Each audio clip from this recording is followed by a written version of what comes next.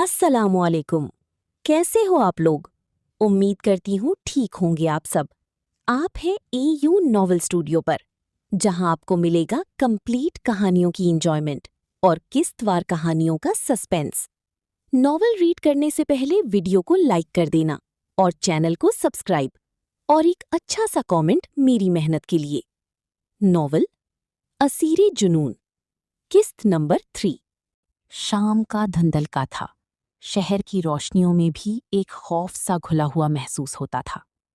माहिर खान की गाड़ी यूनिवर्सिटी से सीधा अपनी हवेली के पिछले हिस्से में दाखिल हुई। वो हिस्सा जहां आम आदमी तो क्या, उसके खास गार्ड्स भी इजाजत के बगैर कदम नहीं रखते थे। धात के भारी दरवाजे खुले। काल पहले से मुंतजिर खड़ा था। सर, दोनों अंदर हैं। उसके लहजे में एतमाद कम और खौफ ज्यादा था। माहिर ने सियाह चश्मा उतारा। आंखों में वही खामोश तूफान था। चलो।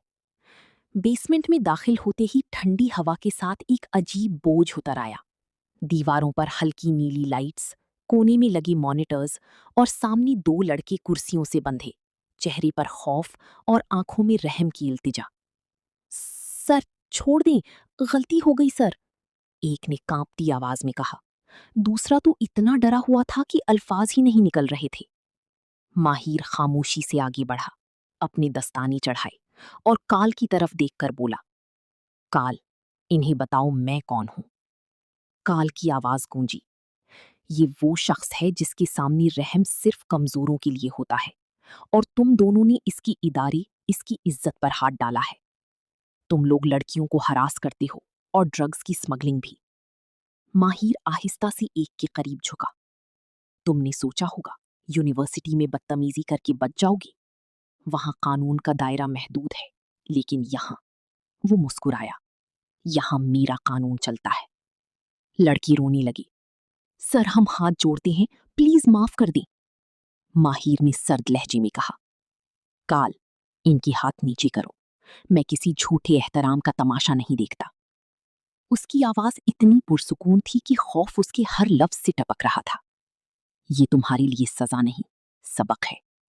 जब किसी औरत की इज्जत पर निगाह उठाओ तो याद रखना, माहिर खान देख रहा होता है। उसने एक इशारा किया।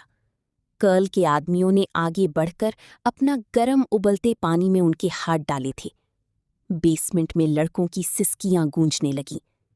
माहिर ने हाथ पीछे बांधे, एक गहरी सांस ली और आहिस्ता से बोला, कर्ल, जब खत्म हो जाए तो इन्हें वहां छोड़ाना जहां से उठाए थे, लेकिन आइंदा मेरी जमीन पर कदम ना रखें। कर्ल ने सर हिलाया। जी सर। माहिर पलटकर बाहर आया। सीढ़ियों पर चढ़ते चढ़ते रुक गया। चेहरे पर वही सर्द मुस्कुराहट आई। दुनिया समझती है मैं सिर्फ प्रोफेसर हूं। अगर जान लें तो शायद दुनिया छोड़ दें।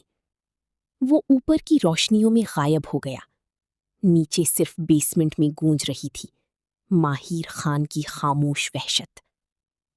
वो बेसमेंट से सीधा खान हवेली आया था। चेहरे पर खामोशी, आंखों में वही खतरनाक ठहराव। रात की हवा में हल्की सी नमी थी, लेकिन उसके वजूद से जो वहशत टपक रही थी, वो खुद फिजा को गर्म कर रही थी।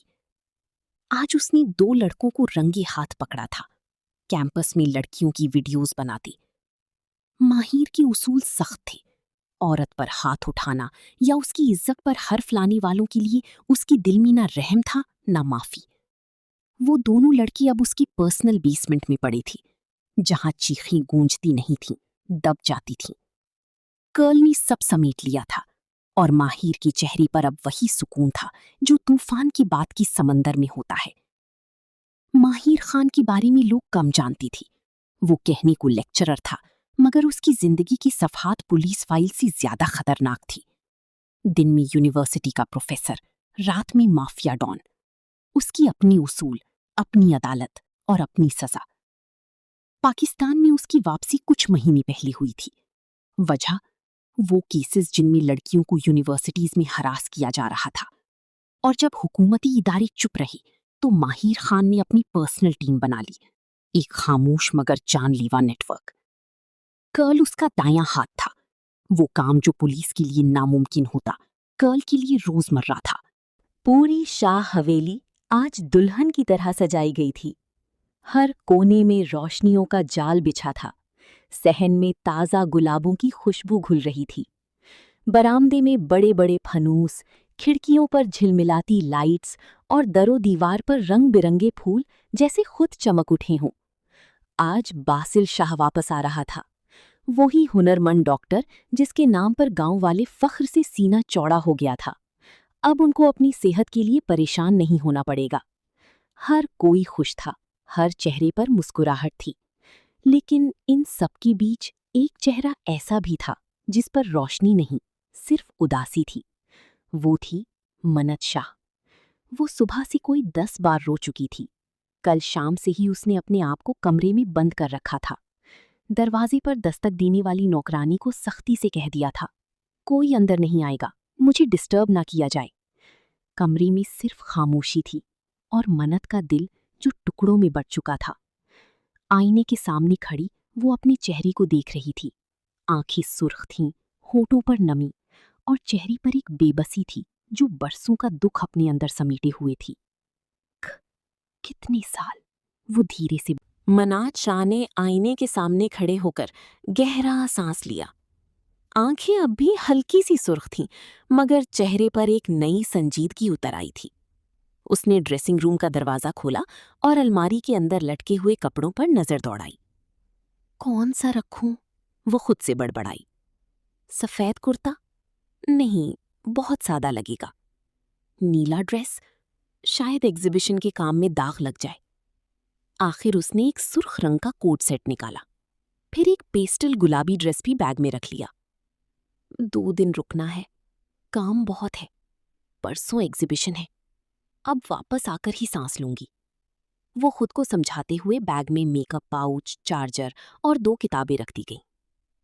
वॉशरूम से निकलकर उसने बालों को हाई बन में समेटा, चेहरे पर हल्का सा फाउंडेशन लगाया, आंखों पर न्यूड शेड लगाते होठों पर मुस्कुराहट आई।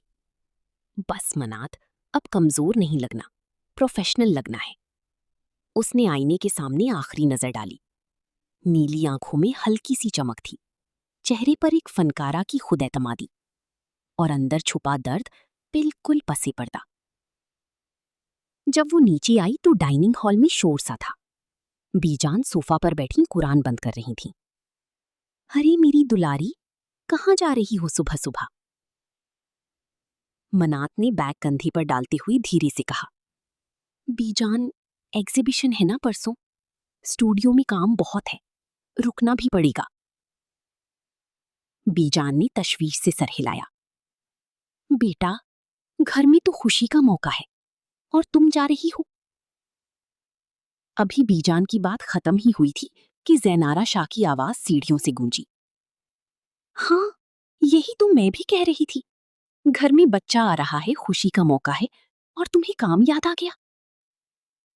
मन्नत ने आंखें बंद की। चेहरे पर वही झुंझलाहट उतर आई जो हर बार बहस से पहले आती थी।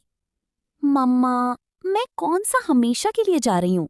2 दिन की बात है, जरूरी काम है, प्लीज आप लोग ओवर रिएक्ट ना करें। ज़ैनारा शाह ने हाथ कमर पर रखकर देखा। तुम्हें कुछ समझ नहीं आता मन्नत? घर में मेहमान आएंगे और तुम गैर मौजूद होगी, क्या सोचेंगे लोग?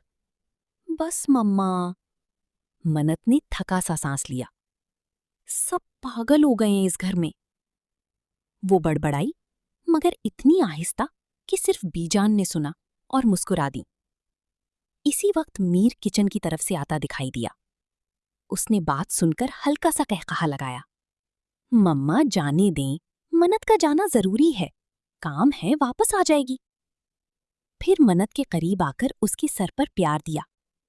कोई मसला हो तो फौरन मुझे कॉल करना और थोड़ा रिलैक्स भी करना, ठीक है? मन्नत ने सर हिलाया, आंखों में नरमी सी आई। जी भाई, वो धीरे से बोली। ज़ैनारा शाह ने तेज लहजे में बेटे को टोका। मन्नत, तुमने बहुत ढील दे रखी है इसे। घर में मेहमान आ रहे हैं और तुमने इजाजत दे दी। मीर ने मुस्कुराते हुए मां का हाथ थामा। मॉम, कुछ नहीं होता, 2 दिन की बात है, वापस आ जाएगी, आप रिलैक्स करें। फिर अपनी घड़ी पर वक्त देखते हुए बोला, वैसे भी मुझे अपने कपड़े रेडी करवाने हैं। बासिल को एयरपोर्ट से लेने जाना है शाम में। ये सुनते ही मन्नत के हाथ बैग की स्ट्रैप पर रुक गए। उसका दिल एक लम्हे को थम गया। होंठ खुश्क हुई, मगर उसने खुद को संभाला। ओके भाई, वो मसनूई मुस्कुराहट के साथ बोली, मैं चलती हूं। ज़ैनारा शाह कुछ कहने ही वाली थी कि शाहमीर ने निगाह से रोका। मन्नत दरवाजे की तरफ बढ़ी, लेकिन दिल के अंदर वही पुराना जख्म फिर से जाग गया। WhatsApp channel available. Link in YouTube channel description. Open YouTube channel description and click on the WhatsApp channel link. Thanks. Like, subscribe, and comment.